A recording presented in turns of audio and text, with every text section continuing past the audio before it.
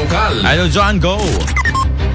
Manam nama, maiya patong pala ti panaka wenno impasingked ni Mayor-elect James Brian Alcid, manam nama, maipatong pala ti rehabilitasyon iti tiyandaan at ti lawag. Dito iti may sa kadagiti kalikaguman na, mayornos, apaman nga agtugaw iso na ti pwesto.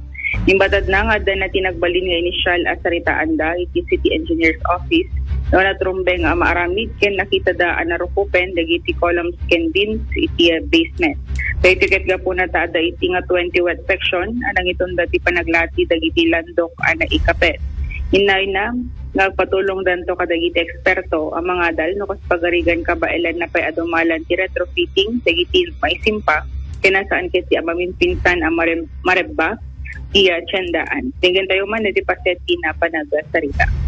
The tiyandaan na po, I had an initial talk with the city engineer ngamin kasi the tiyandaan the main issue is the columns and beams the first floor or basement kasi medyo naglati nga ron kasi nga ron wet section talaga nga to.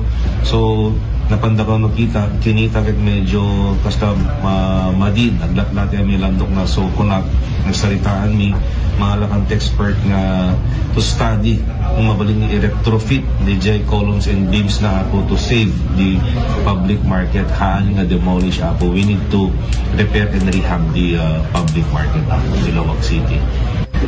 Tiya paset, tiya panagsarita ni Mayor-elect James Brian Alcid. Sa mga sa Tilawag, Kadway 99.5 Bas Tilawag, Idol John, Tatak,